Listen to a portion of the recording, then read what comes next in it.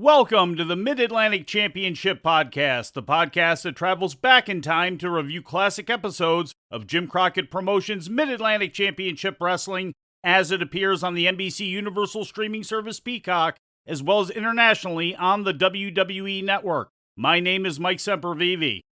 The Mid-Atlantic Championship Podcast has social media on Facebook, Instagram, and Twitter. Just search at Mid-Atlantic Pod and look for the logo. We're also available on YouTube as well, youtube.com/MidAtlanticPod, where you can find podcasts and other content exclusive to the page. Please subscribe, watch, and like the videos. It would be doing us a great service. There's a Patreon as well, filled with extras, which you can find at patreon.com/MidAtlanticPodcast. Starting at $5, Patreon members not only get early access to all of our audio, they get exclusive extras such as enhanced transcripts, filled with details and pictures that are transferable to the spoken word. Long-form written stories, photos, videos, plus unique audio, including some bonus clips that go hand in hand with today's episode. This show, Mid-Atlantic Championship Podcast number 58, is going to be a pretty big departure from our traditional fare. In fact, it's even somewhat of a departure from the special editions that we've brought you in the past. With this week's Mid-Atlantic Championship Wrestling not available on WWE Network, nor is an old VHS tape readily available, I decided to use today's show to bring a little of what Patreon members of the Mid-Atlantic Championship Podcast receive. Today's extended edition is going to take you across the entire professional wrestling landscape to shine a light on this crucial tipping point in the history of American pro wrestling. On March 5th, 1983, cable, satellite, and over-the-air UHF television programming was rapidly expanding its reach. As a result, the reach of the wrestling promotions that aired on them did too. The National Wrestling Alliance was crumbling, even if some of its members were oblivious. And the World Wrestling Federation's new owner, Vince McMahon Jr., is a month away from landing the first supersonic strike that ended up setting the stage for the Wrestling War of '84. And again, as I mentioned, there's a longer, much more in-depth multimedia version of the copy that I'm reading right now up at patreon.com/MidAtlanticPodcast. As March 5th, 1983 arrived, the National Wrestling Alliance, which 3 decades earlier, in 1954, had boasted 39 members, was down to only around 20 members, few of them self-sustainable, and atrophying quickly. After longtime NWA President Sam Mushnick's retirement show took place in St. Louis on January 1st, 1982, the fall of the Alliance would be a precipitous one. The past 3 years had seen the promotional destruction of Roy Shire in Northern California, Mike LaBelle in Southern California, Mike London in New Mexico, Jack Mulligan and Dick Murdoch by way of the Funks in West Texas and Colorado, the Sheik in Michigan and Ohio, Nick Gulas in Tennessee and Alabama, and Leroy McGurk in the west-south central portion of the country. Many others were being hooked up to life support, even if they had no idea that was the case. But what they did know for sure was that satellite and cable television was rapidly changing the dynamics of the entire business. On December 17, 1976, WTCG-TV Channel 17 in Atlanta was beamed onto the Satcom-1 satellite, shortly thereafter becoming Superstation WTBS.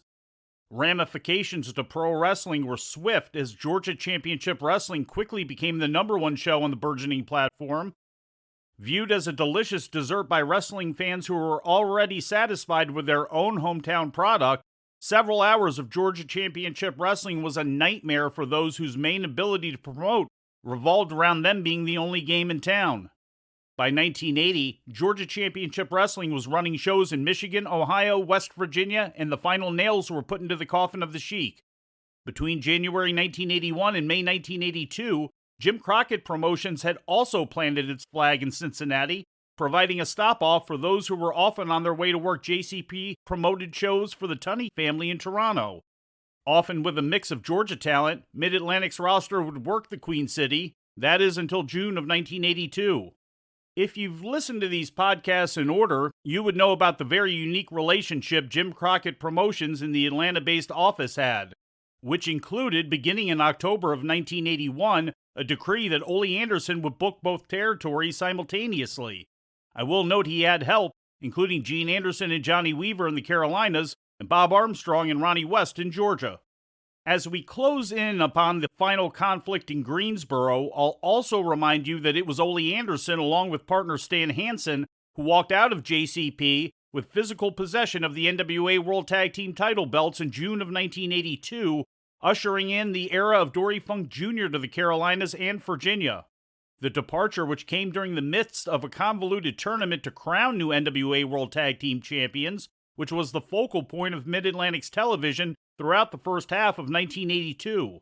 Anderson left to concentrate on Georgia, and cable-wired Mid-Atlantic viewers would watch Anderson and Hanson be declared the new NWA World Tag Team champions as a result of Wahoo McDaniel and Don Morocco forfeiting. Ole would return the belts on August 22nd, which would eventually allow Sergeant Slaughter and Don Kernoodle to be announced as champions in late September, leading to the feud between Ricky Steamboat and Jay Youngblood. As far as running Cincinnati again, Crockett wouldn't do so until April of 1985, which is a story for another day. In the decade since bringing in George Scott to help recycle the territory in 1973, Mid-Atlantic truly had become the Cadillac of wrestling territories. The company's path to March 12, 1983 was significant, as it would help set the environment which led to Starrcade 83 airing on closed circuit later in the year. But even if Mid-Atlantic was safe for now, other promotions were not. As we stand on March 5, 1983, it wasn't Georgia Championship Wrestling by way of WTBS that was engulfing the landscape anymore. 3 months earlier, on December 5, 1982, Joe Blanchard's San Antonio-based Southwest Championship Wrestling began airing nationally Sunday mornings on the USA Network. At this point in 1983, things were still bullish for Blanchard, as the action on the screen was solid. But irreparable cracks were already dogging his foundation.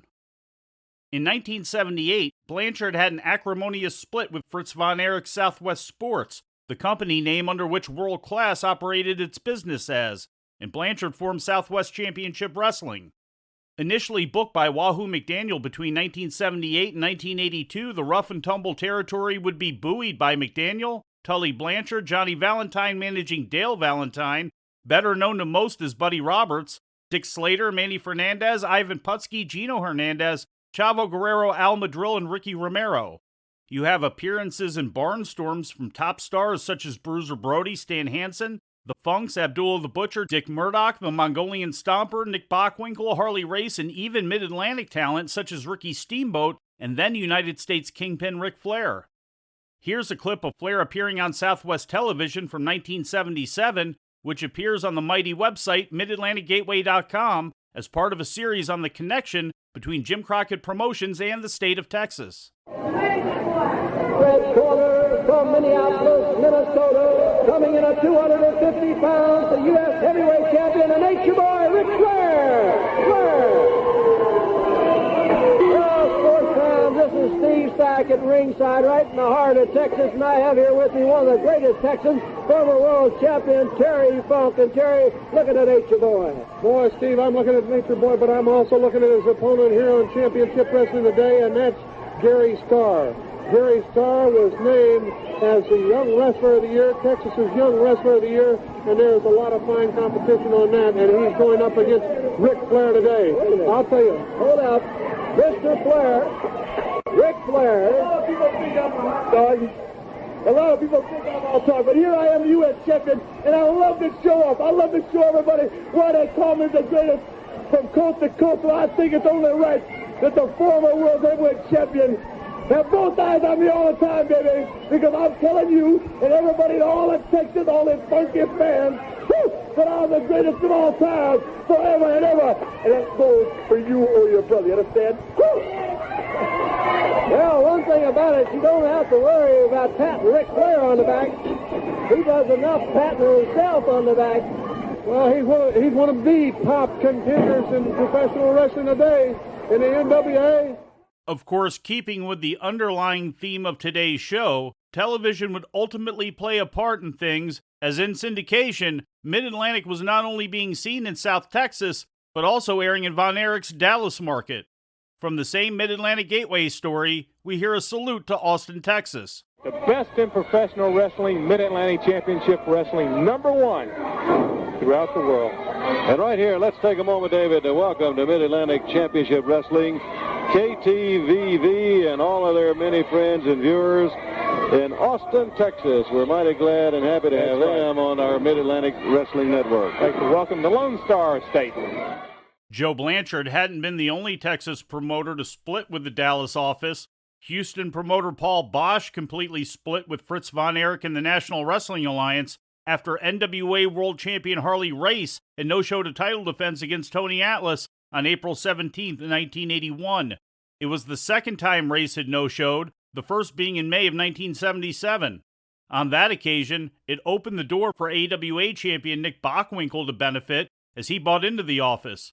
When that happened, Bosch's relationship with Wahoo McDaniel, a classic opponent for Bockwinkel, made the loose pact between San Antonio and Houston an even firmer union. Until it wasn't. When they got to the USA Network in December 1982, Southwest had a solid roster of names like Tully Blanchard, Adrian Adonis, Bob Sweetan, Scott Casey, Bobby Jaggers, Eric Embry, Ricky Morton and Ken Lucas, and the Grapplers with manager Don Carson. That could only keep them above water, though, for so long, as the financial and creative wheels were coming off. In November of 1982, the relationship between Blanchard and Boesch came to an unceremonious end. The split with the Houston office would become catastrophic for Southwest. Boesch inked a deal with Bill Watts' Mid-South, which brought their highly popular roster of wrestlers to viewers of Bosch's Saturday night 90-minute television show, which broadcast over Houston's KHTV Channel 39, which was another widely distributed independent UHF channel at the time. This made attempting to promote against Boesch in the city disastrous, but Blanchard would attempt it anyway, against the Boesch roster, which now boasted regulars Gino Hernandez, Nick Bockwinkel, Tony Atlas and Tiger Conway Jr., aligned with the Junkyard Dog, Mr. Wrestling 2, Ted DiBiase, Hacksaw Duggan, Matt Bourne, Mr. Olympia, Chavo Guerrero, Kamala, and Kendo Nagasaki. Later in 1983, Southwest would attempt what so many others would also do throughout the year, take a trip to the state of Ohio to see if the attention they received via cable would result in attention at the box office. Interestingly enough, the same USA cable network that was airing the often bloody and out-of-control Southwest Championship Wrestling in March of 1983 had already been airing the much more reserved World Wrestling Federation cards every few months beginning in the spring of 1981 from the massive Capitol Center in the suburbs of Washington, D.C. From the Capitol Center in Landover, Maryland, the USA Cable Network presents World Wrestling Federation Championship Wrestling. Tonight's matches are brought to you in part by Mobile Detergent Gasoline. Mobile Detergent Gasoline for your everyday driving needs. By Toyota, who reminds you that it's a good feeling to buckle up for safety. And by Levi's Jeans, Cords, and Shirts for quality and style you can count on.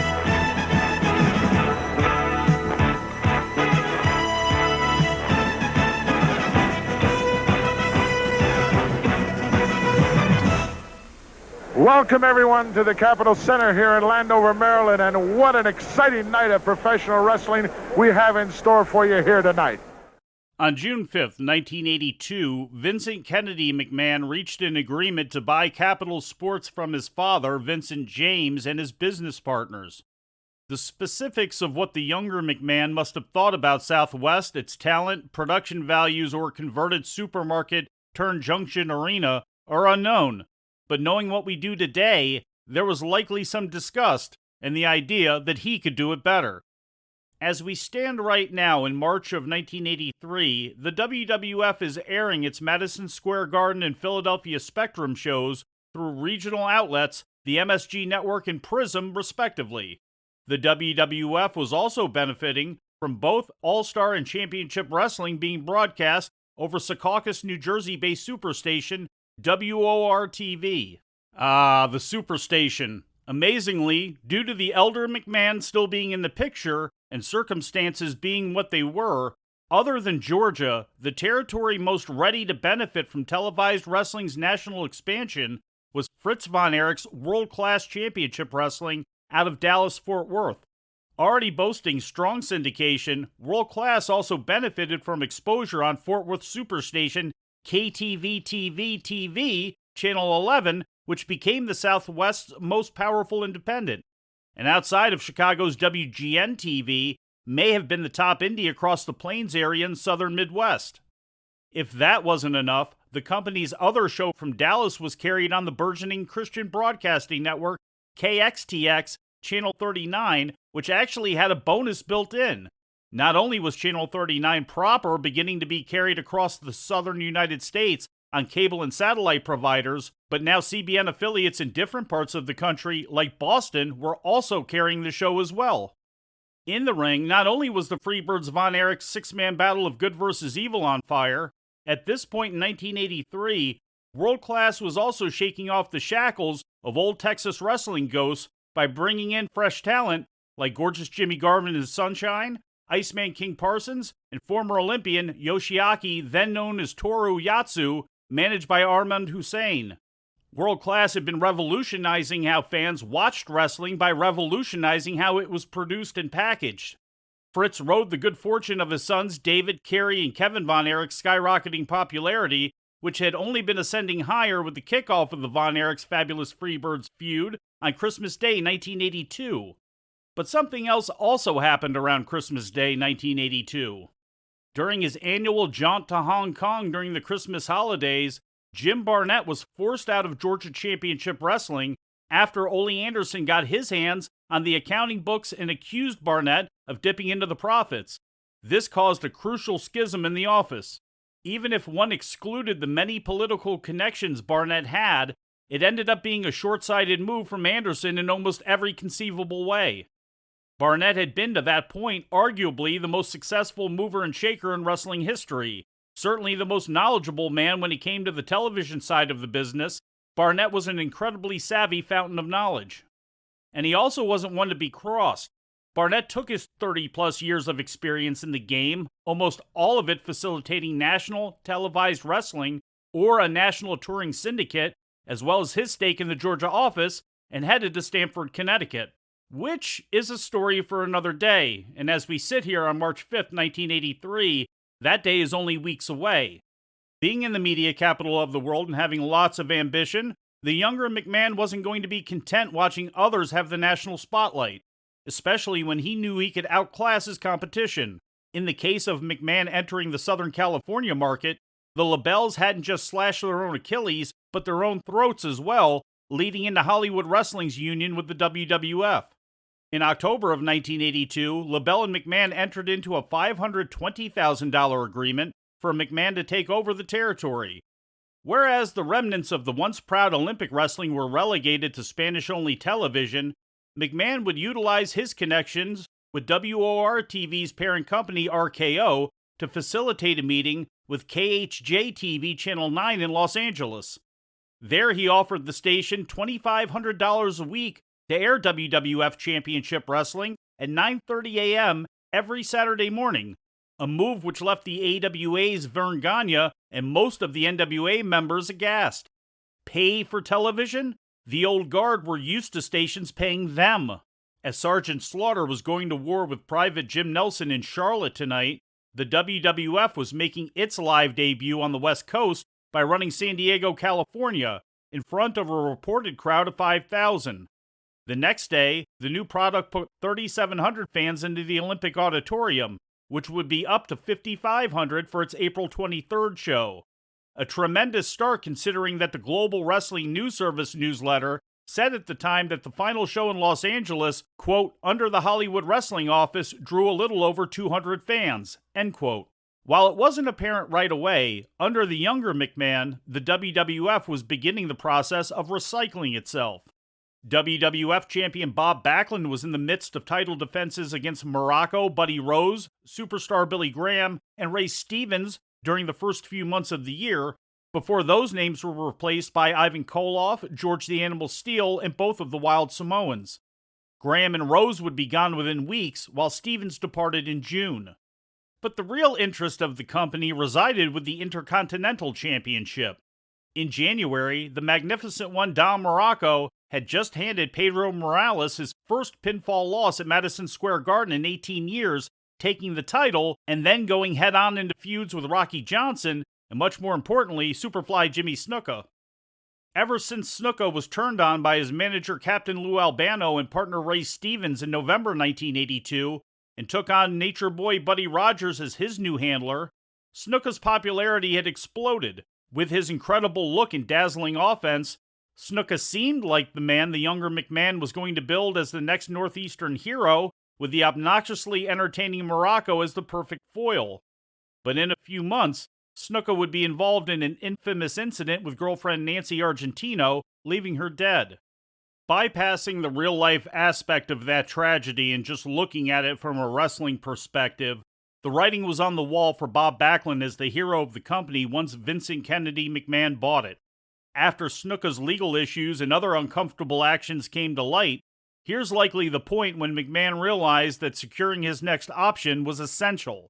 The boom of syndication-heavy UHF stations and the rapid expansion of cable and satellite technology had already completely changed the game, and everyone besides Vince was playing catch-up. No one would learn that lesson harder than Verne Gagne, who as of March 5, 1983, felt pretty invincible. Watching the NWA promoters smash into each other suited Gagne just fine. In late 1980, smelling blood in the water, Gagne moved his television into the Bay Area and began the process of making tour stops. Quickly, Oakland, San Francisco, Sacramento, Salt Lake City, and Las Vegas were assimilated into an already expansive territory, which included the states of Minnesota, Wisconsin, and the Dakotas, plus Denver, Omaha, Winnipeg, and Chicago. Gagne also held a stake in the post-Sam Mushnick office of the St. Louis Wrestling Club, alongside Bob Geigel, Pat O'Connor, and Harley Race.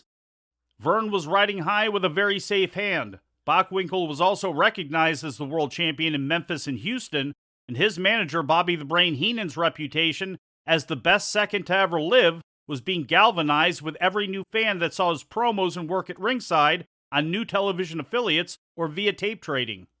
Change was not a concept Verne Gagne embraced. The High Flyers of Greg Gagne and Jim Brunzell were perennial tag team champions, and Verne relied heavily on still popular but rapidly aging veterans such as himself, Mad Dog Vachon, The Crusher, Wahoo McDaniel, Blackjack Lanza, and Baron von Raschke.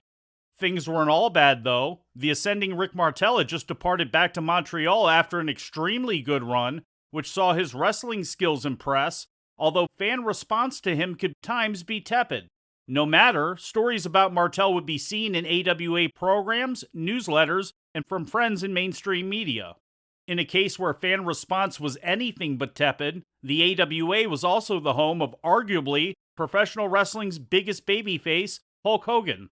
The breakout star of the 1982 film Rocky III, Hogan was feuding with Jesse the Body Ventura, attempting at the time to go by the moniker of Mr. V. The matches were getting incredible reactions from fans, doing so with a distinct lack of scientific mat work that made Gagne famous, something that Gagne valued much more than unreal charisma. In Verne's mind, charisma was valuable, just like it was for Wahoo or Superstar Graham or other big draws for him.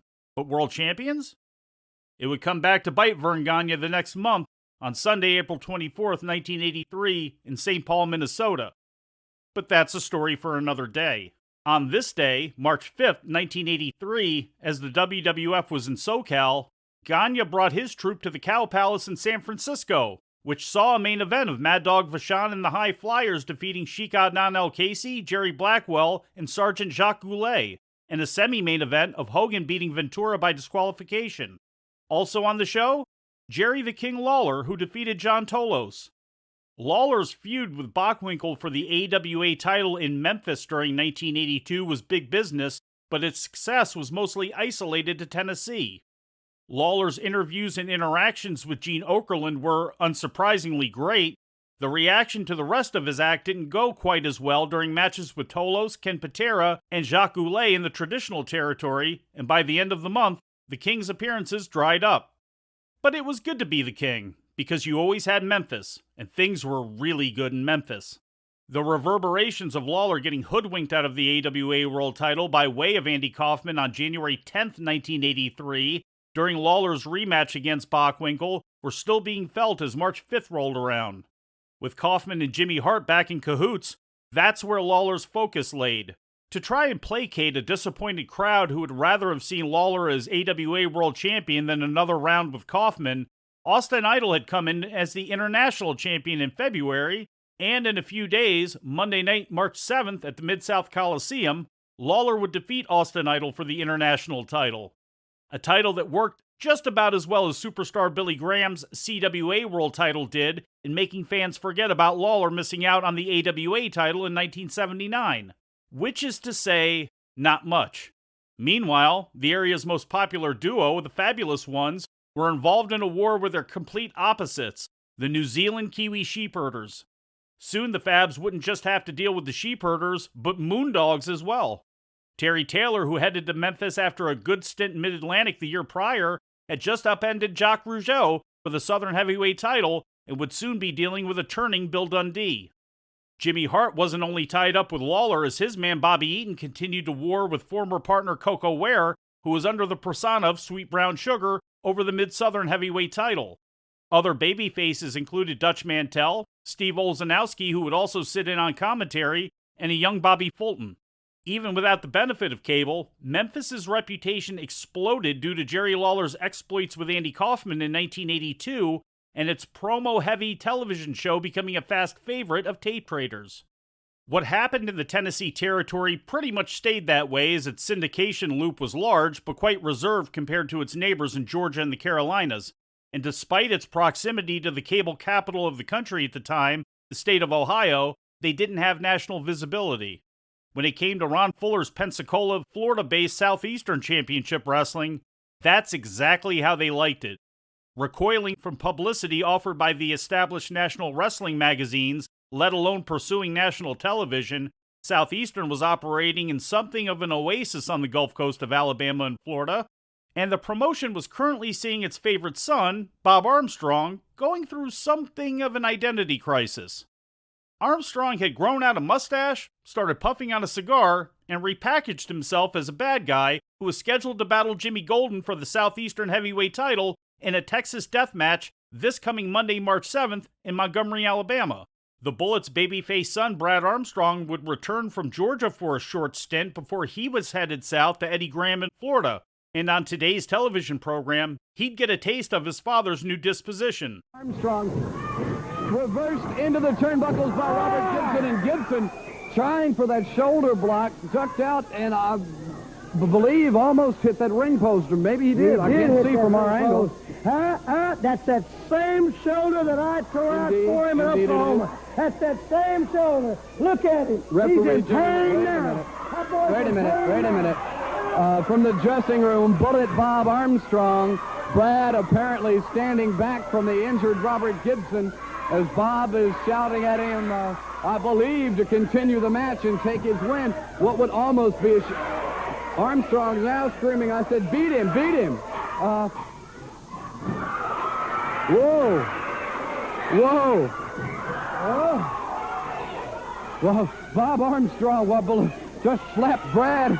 I don't even want to speculate on this kind of confrontation. But to Brad Armstrong's credit, and let's give this young man this much credit, he is a sportsman, he is a professional athlete, and he is not intimidated by the bully tactics of some other people around here. Well, I'll tell you this. His father was trying to teach him a lesson, trying to correct him. The young man should have listened to his father. Sometimes a parent has to get the attention of a child. Just throw it out. Okay. Referee Jimmy McGuire rules. Don't say no contest. Just throw it out. Rules that this match will be thrown out. As the Fuller family was keeping their territory away from the swirling winds of change in the wrestling business, Bob Geigel was seemingly oblivious to it. After the fall of the Sheik's Detroit promotion, no wrestling television program was more stuck in a time warp than Heart of America Sports' All-Star Wrestling. Based out of Kansas City and more colloquially known as the Central States, Geigel's territory encompassed the states of Kansas, Iowa, Nebraska, and parts of Illinois and Missouri. With the retirement of Sam Mushnick at the beginning of 1982, Geigel then inherited 25% of the prestigious St. Louis office, and the financial benefits which came from its Kiel Auditorium shows, the most recent of which, on February 11th, was a smashing success, headlined by Ric Flair against Bruiser Brody. If you were Geigel, things seemed to be going pretty well, but for outsiders who got a look at the Kansas City product, some couldn't tell if we were in March 1983 or March 1973. Using a mainly one-camera shoot for its television, the territory relied heavily on its right to use the touring NWA World Heavyweight Champion, which was currently Ric Flair, but was oftentimes the area's most popular star, Harley Race.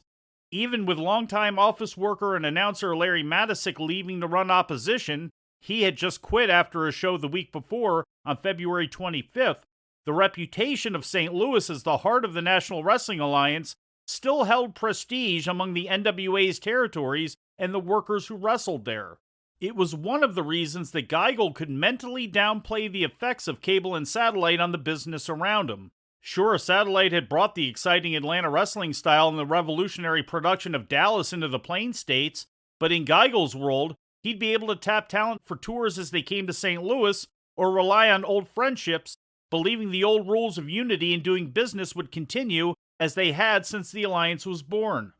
Very soon, Geigel and his partners would kill the golden goose of the arch. On top of self-inflicted wounds, like Booker Pat O'Connor being very much on the downside of his run, and then being fired after going on the lam for tax evasion, Sam Mushnick officially walked away from the St. Louis Wrestling Club in January after staying on for a year in an advisor's role where he was pretty much ignored. His departure was followed by longtime assistant and announcer Larry Matisick, and then by longtime ring announcer Mickey Gargiola. In opposition, Matisick would attempt to promote on his own using his good friend Bruiser Brody on top, and utilizing talent from Joe Blanchard's Southwest, Angelo Paffo's ICW, and Bruiser's WWA.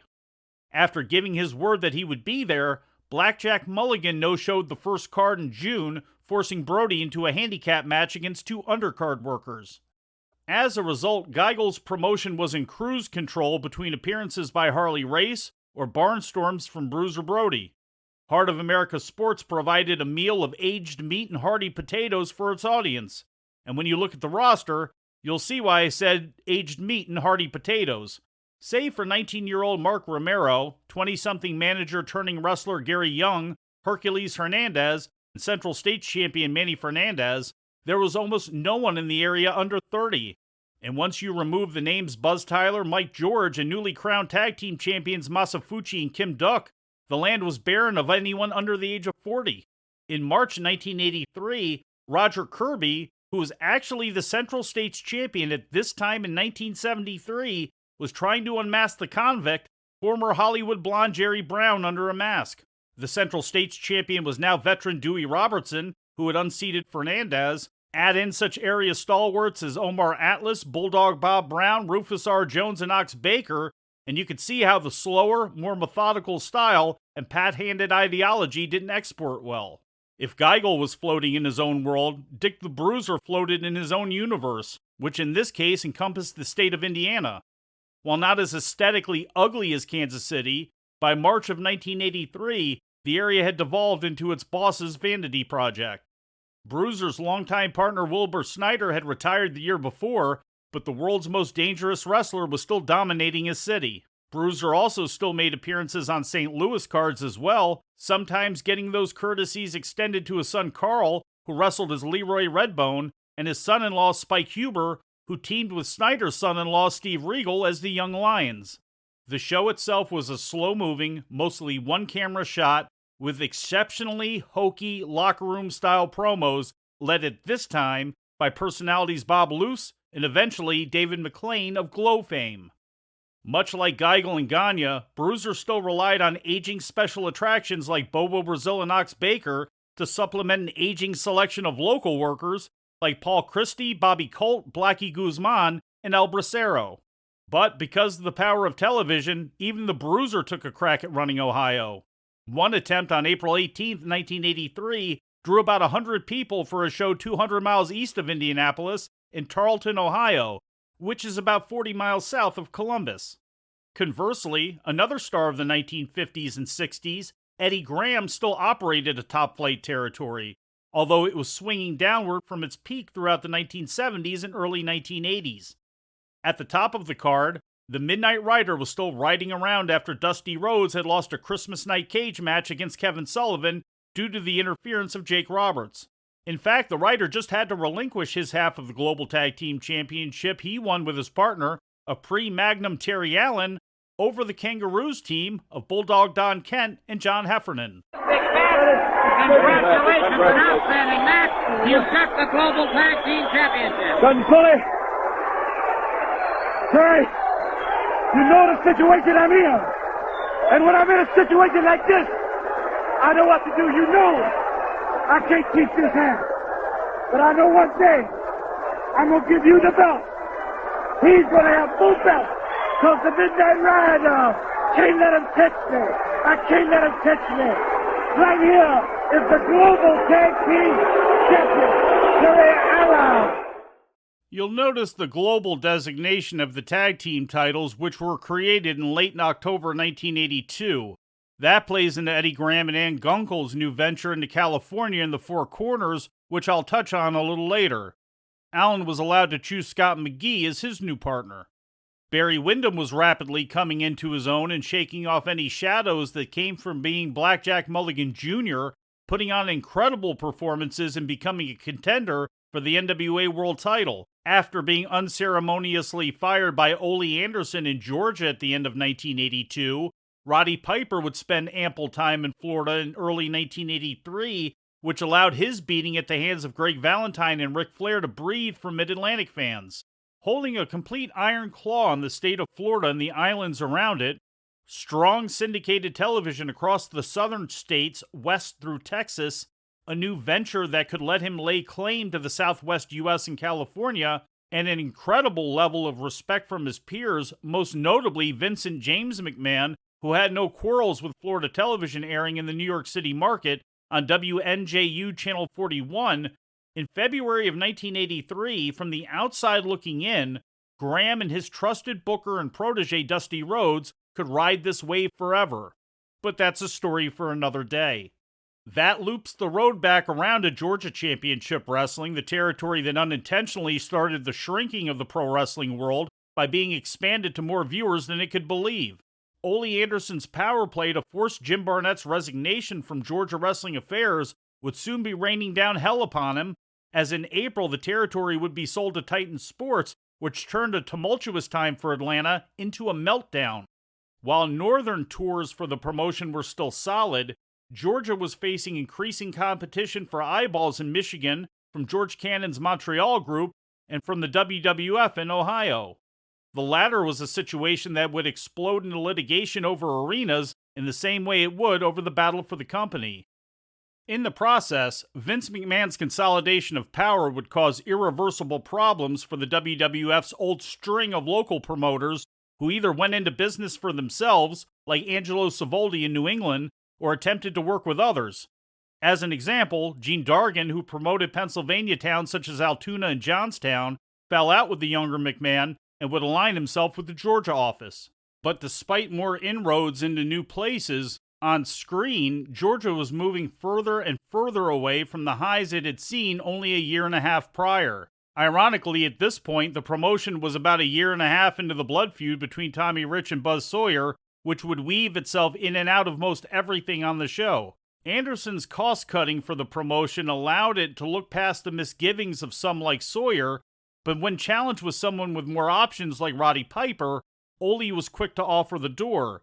And as the week of March 5th, 1983 rolled around, longtime viewers would begin to see one of the most stark talent turnovers of modern time. One of Georgia's brightest lights, national champion Paul Orndorff, would soon be on his way to New Japan, returning for a few months, then departing for good in July. Butch Reed had already left, as had Brad Armstrong.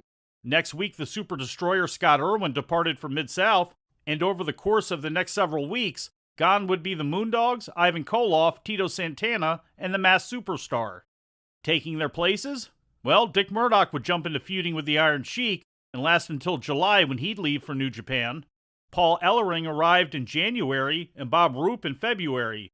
Homer Odell showed up with his Mongols, the nearly 52-year-old Newton Tatry and Gene Lewis, the later leaving within weeks to perform the same role for Skandar Akbar in Dallas. Brian Blair would last until June before leaving for New Japan and reappearing elsewhere. Tony Atlas also arrived in March. He made it until May. But perhaps the most infamous of the new arrivals came in the form of Killer Tim Brooks and Larry Zbyszko. Brooks was in from Dallas while Zbyszko had been flying under the radar since his feud with Bruno Sammartino had blown off in New York. Sammartino was in litigation with the WWF at the time and aided both Dominic DeNucci and Killer Kowalski's wrestling schools in running independent shows and television tapings throughout the Northeast. Known as both the International Wrestling Federation and Bedlam from Boston, these shows would feature Bruno's son David Sammartino, who was feuding with Zbyszko. So Zbyszko's arrival in Georgia after a year under the radar got people's attention. Soon enough, what would also get everyone's attention, in a less positive way, would be the angle in which Zbyszko proclaims he's offered Killer Brooks $25,000 to beat Orndorff for him and hand over the national title. The Iron Sheik would last until August, taking with him the easy heat that the area babyfaces had relied on. Where would Sheik end up after all the national television exposure he had gotten during World Championship Wrestling on WTBS? The same place Orndorff, Santana, Atlas, Koloff, Superstar, and Blair did. New York. But that's a story for another day. Before we head back up I-95 and home to the Carolinas, I would be remiss if I didn't touch on some of the other territories. Earlier I noted the soon-to-be disastrous attempt by Championship Wrestling from Florida's Eddie Graham and Ann Gunkel to run an NWA-affiliated booking office that would service all of the areas left behind when the alliance fell west of Dallas and south of Oregon. Called Global Wrestling at this point, the futility of the venture wasn't quite clear yet. Graham did grab television in several cities, beginning in Phoenix, hosted by Gordon Soley, Buddy Colt, and occasionally Roddy Piper. A Global Heavyweight Championship tournament was announced for May, but ultimately went unfulfilled. At this point in the year, Mike Graham was wrestling for Southwest in the AWA throughout the western states, coinciding with these promotional efforts. The Paphos International Championship Wrestling was still functioning, and it still had a string of syndication from Springfield, Illinois to Beckley, West Virginia, although the promotion was crashing fast. As you may have noticed during the show, all of its notable names were being assimilated back into more traditional areas. The biggest jewel in their crown was still there, Macho Man Randy Savage, and he'd be welcomed on to Larry Matysyk's St. Louis cards, as well as being wooed to differing degrees by Joe Blanchard, Ole Anderson, and Bill Watts.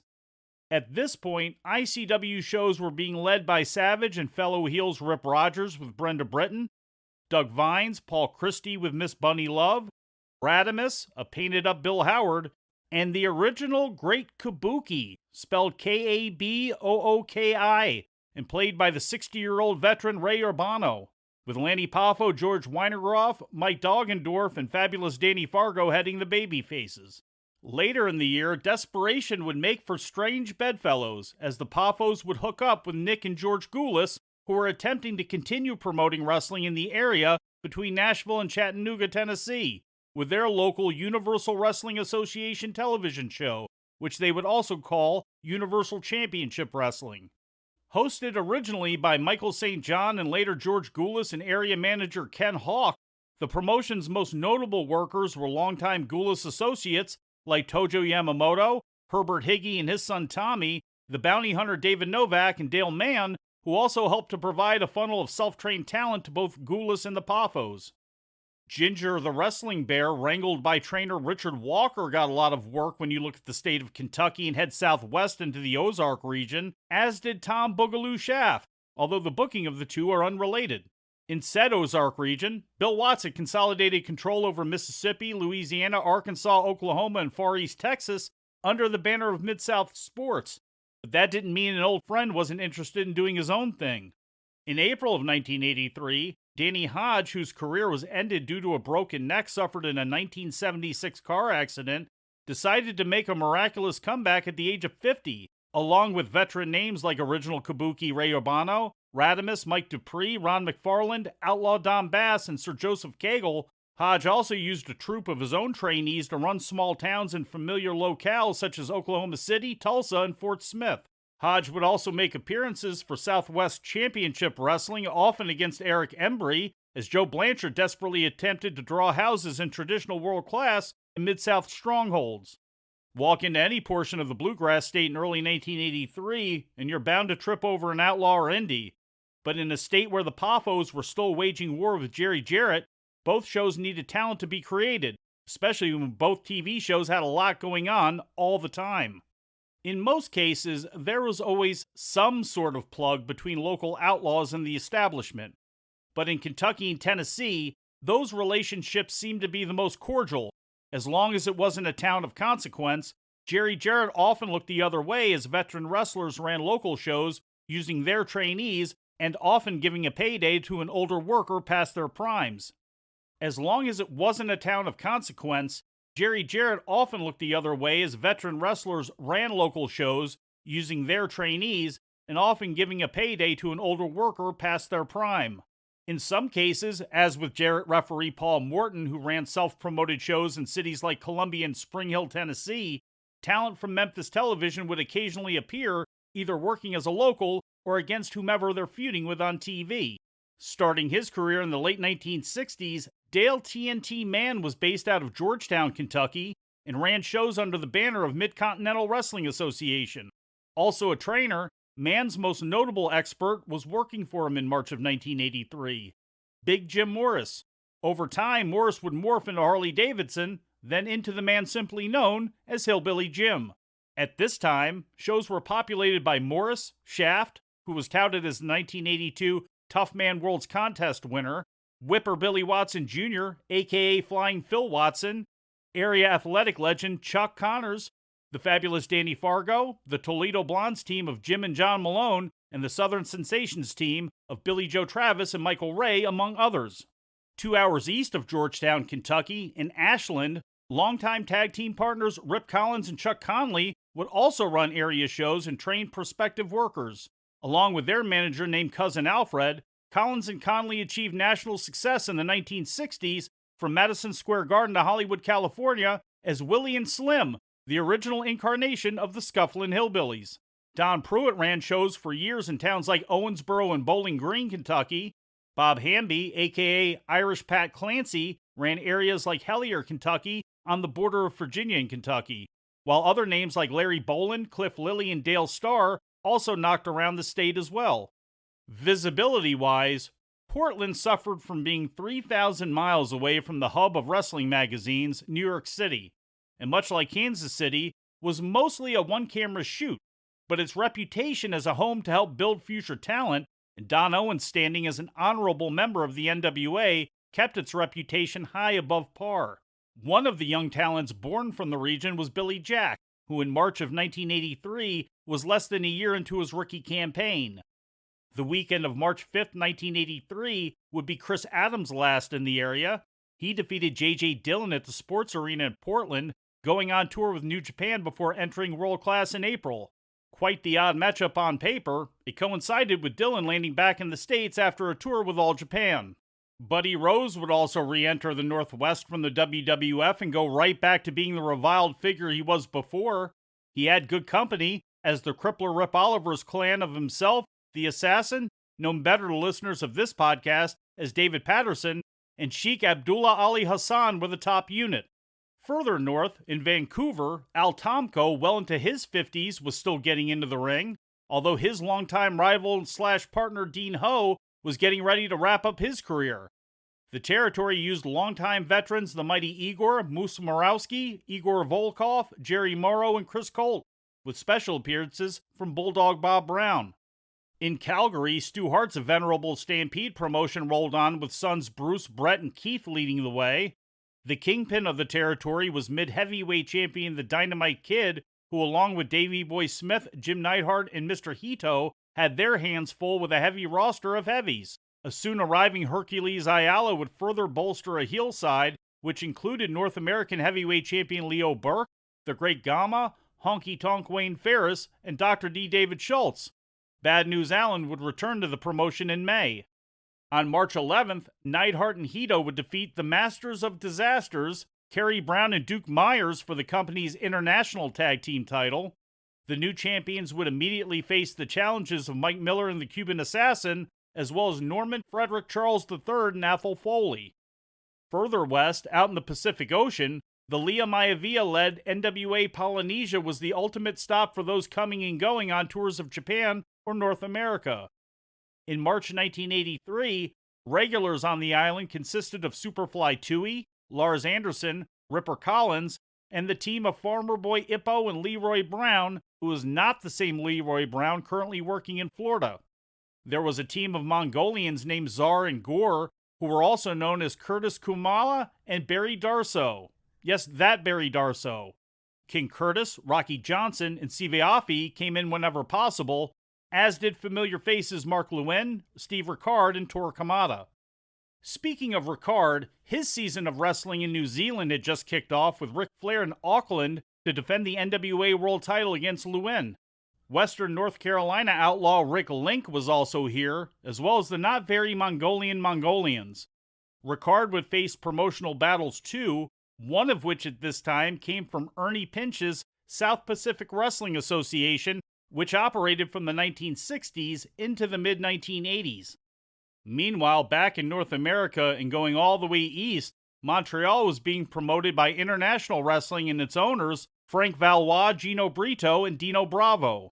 Andre the Giant would still make the occasional appearance, although he had relinquished his stake in the company. Pat Patterson would make his share of shows as well, but the company's main bread and butter was its relationship with the AWA, which was boosted by the fact that Quebec native Rick Martel was ascending quickly within the ranks of Verne Gagne. The deal allowed for AWA talent such as local legend Maurice Mad Dog Vachon, Nick Bockwinkel, Billy Robinson, and Mr. Saedo to make appearances that were being beamed across Quebec over the French-language television station TVA. Coming up on Monday, March 7th, 1983, International Champion Billy Robinson and Dino Brito would square off for Robinson's championship. The International Tag Team Champions at the time were Gino Brito and Tony Parisi.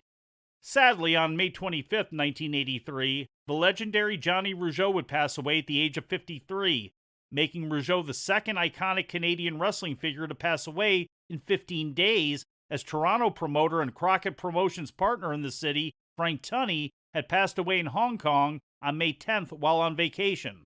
We'll have more on Tunney's passing and its ramifications in upcoming editions of the podcast.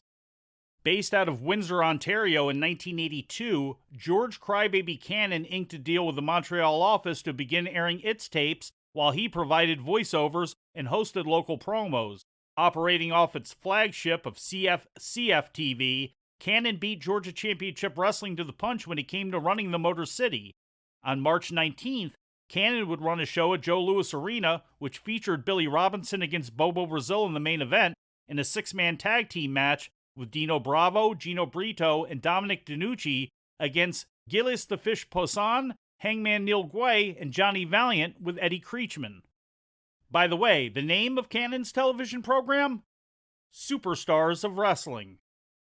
Running during the summertime months, Emile Dupree's Atlantic Grand Prix Wrestling in the Maritimes had been operating since 1977. Running New Brunswick, Nova Scotia, and Prince Edward Island, Dupree's quiet promotion would see a hefty amount of familiar talent pass through its doors. One of them was Jay Youngblood, who would make an appearance here in the next couple of months, but that's another story you'll have to stay tuned for.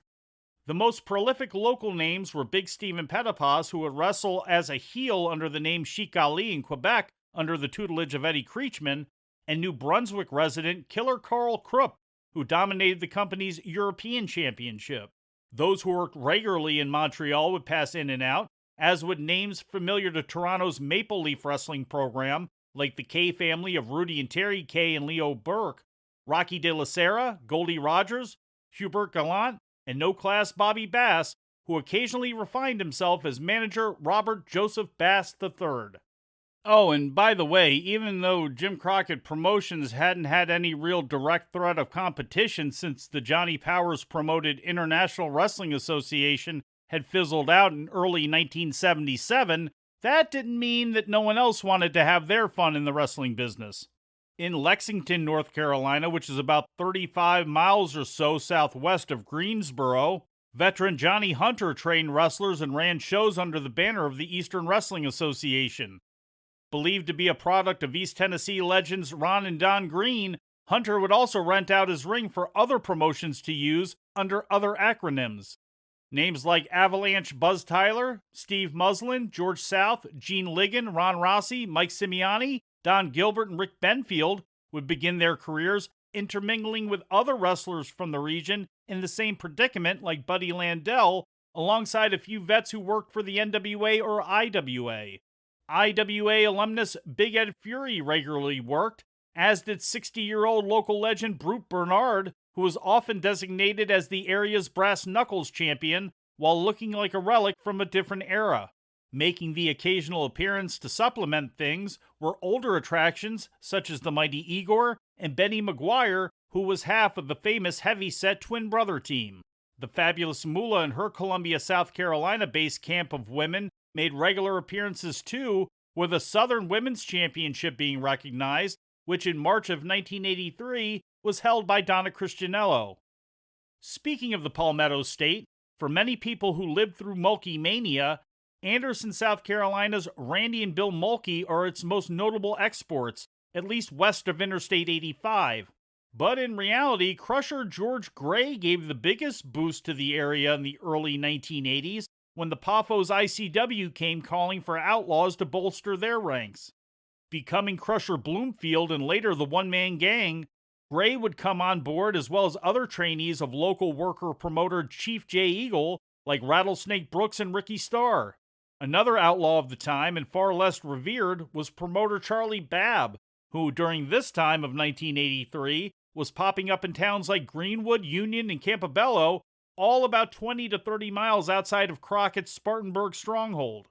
Babb, who had worked for Johnny Powers' IWA in the 70s when it settled in Winston-Salem, had a show airing on Greenville, South Carolina-based Christian television station WGGS-TV under the banner of the AWF. He used old IWA tapes to get started and brought in Dick the Bulldog Brower for his television taping.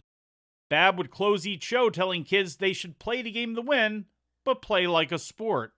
Wrestling fans, don't forget church and Sunday school tomorrow, and remember, play the game to win, but play like a sport.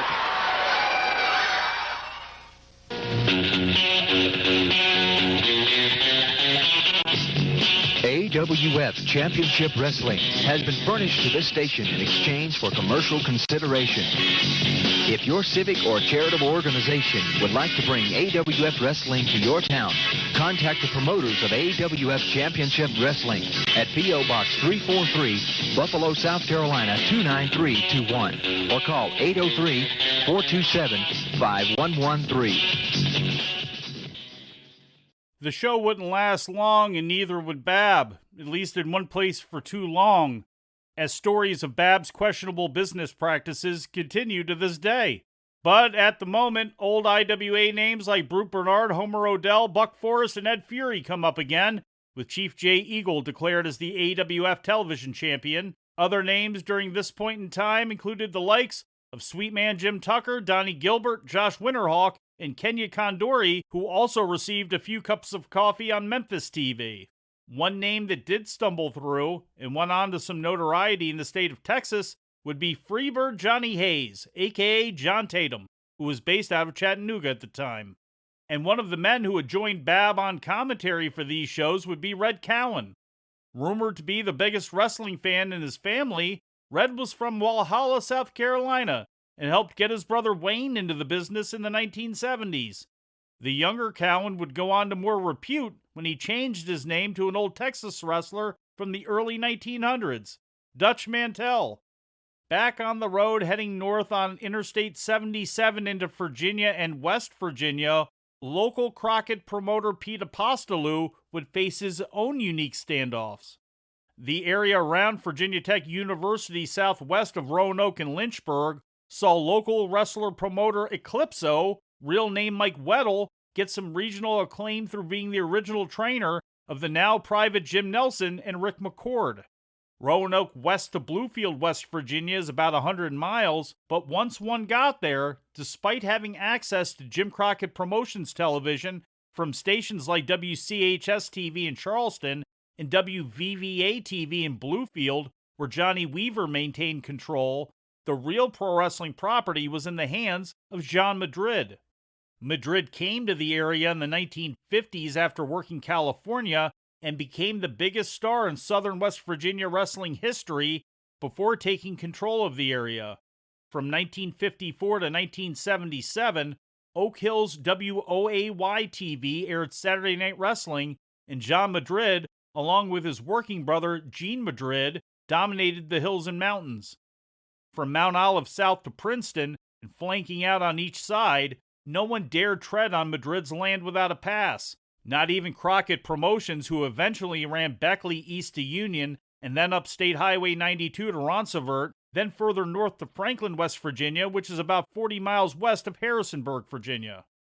Small shows throughout the area would continue in spite of not only Crockett, but the Georgia office and WWF, all trying to descend on the more populous areas of Charleston and Huntington.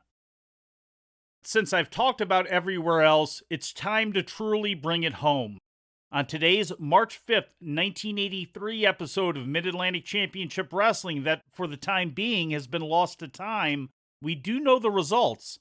Greg Valentine beat Tom Pritchard. 1 week away from their title challenge, Ricky Steamboat and Jay Youngblood beat Ben Alexander and Ken Timms. NWA television champion Dick Slater beat former champ Mike Rotundo. Private Jim Nelson and Johnny Weaver beat Masafuchi and Ricky Harris. And the one-man gang beat Joe Lightfoot. Going back to Jim Nelson for a moment, it's a very big night for the recently turned private. He'd get a chance to take out all of his frustrations on his former drill instructor.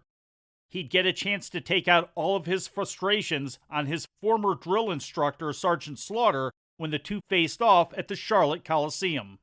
You know, Private Nelson, what is wrong with you, Private Nelson? You know, a lot of things have happened. I don't have to go into that. But now I find out that you're the one that had the hat. You're the one that got the coat.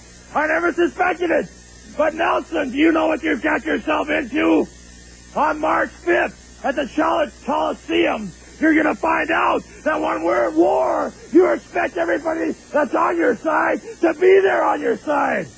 Well, you're not on my side anymore, and you and Johnny Weaver are going to find out why. I tell you what, Private Gomer Slaughter, you know, I noticed you frowning out here. You're not angry with me, are you? You know, I don't think I could stand it if I thought you was angry with me. But come Charlotte, you're going to really be hot when it's all over, because I'm going to do something that'd be worse than breaking your leg or your arm, and that's putting your shoulders down for that 1, 2, 3 count. That hurts you more than anything in the world, and Johnny Weaver will be there to watch my back. I'll let you know how that turned out shortly. As always, after Mid-Atlantic Championship Wrestling, Worldwide Wrestling was taped, and here's what viewers of that show would see. Welcome to Worldwide Wrestling, the very best in wrestling. And John, we've got a exciting program for him. According to the Clawmaster Jim Zordani's archives, which have been populated by gentlemen such as Al Getz, Mark Easteridge, David Baker, and many others, Greg Valentine topped Joe Lightfoot, Dory Funk Jr. beat Tom Pritchard, Jack and Jerry Briscoe defeated Ricky Harris and Larry Lane, Sergeant Slaughter and Don Kernoodle knocked off Vinny Valentino and Ron Rossi, and the one-man gang beat Ken Timms. Now, let's take a look around the area and see what this upcoming week will bring. Let's take time for this commercial message about the Mid-Atlantic wrestling events coming up in your area. We begin one day after the television tapings on Thursday, March 3rd in Sumter, South Carolina at the Exhibition Center. Mike George and Chick Donovan beat the Moondogs. Dory Funk Jr. topped Sweet Brown Sugar, and Jimmy Valiant defeated the one-man gang in a New York street fight. On Friday the 4th, in Charleston, South Carolina at County Hall, Sweet Brown Sugar beat Dory Funk Jr. in a Texas death match. Ricky Steamboat and Jay Youngblood beat Dick Slater and the one-man gang, and Boogie Woogie Man Jimmy Valiant defeated Greg Valentine. On Saturday night, March 5th in Charlotte at the Coliseum, Dory Funk Jr. beat Jack Briscoe. Ricky Steamboat, Jay Youngblood, and Jimmy Valiant defeated the team of Greg Valentine, Terry Funk, and Sir Oliver Humperdinck. And in the main event, Private Jim Nelson knocked off Sergeant Slaughter by disqualification. On Sunday in Savannah, Georgia at the Civic Center, Greg Valentine beat Mike Rotundo, Jimmy Valiant beat Dick Slater by DQ, and the Briscoe brothers defeated the Funk brothers. Also on Sunday, March 6th in Toronto, Ontario, a show which reportedly drew 8,200 fans to Maple Leaf Gardens, Private Jim Nelson beat Rudy Kay by pinfall, Tiger Jeet Singh beat Kurt Von Hess, Big John Studd beat Salvatore Bellomo by pinfall, and Ricky Steamboat and Jay Youngblood beat Sergeant Slaughter and Don Kernoodle by countout in a 2 out of 3 falls match. That main event came off a match from February 20th that was described by someone who wrote into the Wrestling Observer newsletter at the time as, quote, the greatest tag match ever in Toronto, end quote. On Monday, March 7th in Greenville, South Carolina at Memorial Auditorium, Roddy Piper defeated Dick Slater, and Jimmy Valiant beat the one-man gang, following up that with a beating of Sir Oliver Humperdinck in a lights-out match.